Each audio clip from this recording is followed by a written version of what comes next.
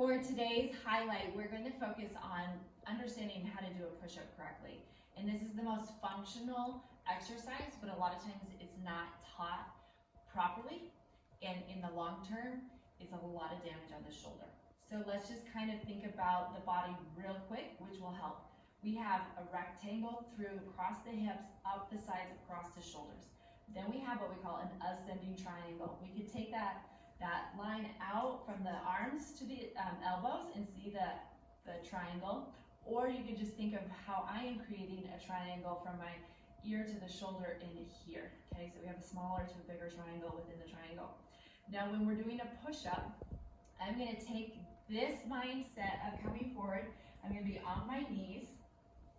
Then my heart is in the middle of the mat. I'm going to take at least a hand to 2 hands out. Really just depends on how broad your shoulders are. Now in this position, when I come down, I'm going to make sure I'm keeping my rectangle and my ascending triangle in the right spot. So a lot of times I will just teach, come down, feel your ascending triangle. Now find your heart line and hand line. And then when you come up, and down, you're going to maintain that. Now a push-up is designed to work the chest.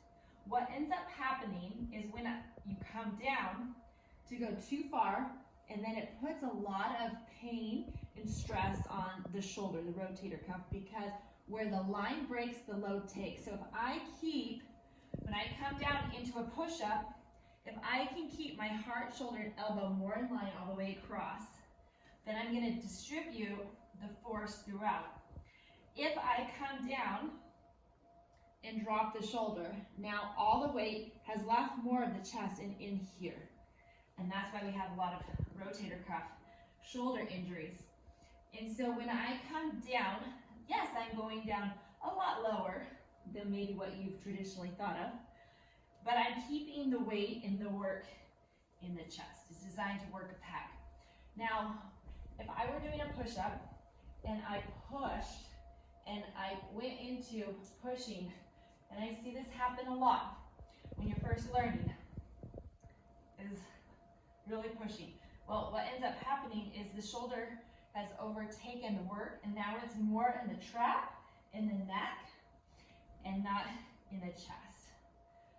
So the biggest things I want you to think about, your hand placement in line with the heart versus being here.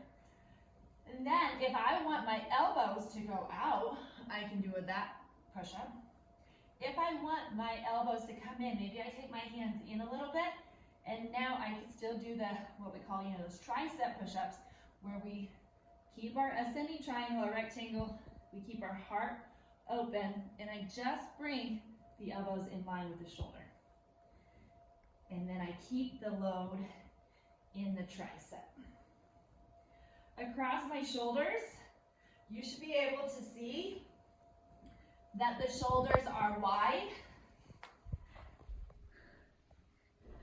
versus if I came down, they would be pinched. Pinched shoulders are impinged nerves. So as I keep my shoulders wide, my ascending, descending triangle, and I say descending the pelvis, so I'm not jumping the hips, I'm keeping everything in line. I keep the focus in the front, the chest, doing the push-up. So we want to think about the hands, where they are, and I'm coming into that knee push-up, so I want you to feel like it just, you're not over here in the top. You kind of drop into your knees, and then if that was where you wanted to go into a plank, it's a very simple from knees to plank. There's not anything that really changes. Now I come down and up.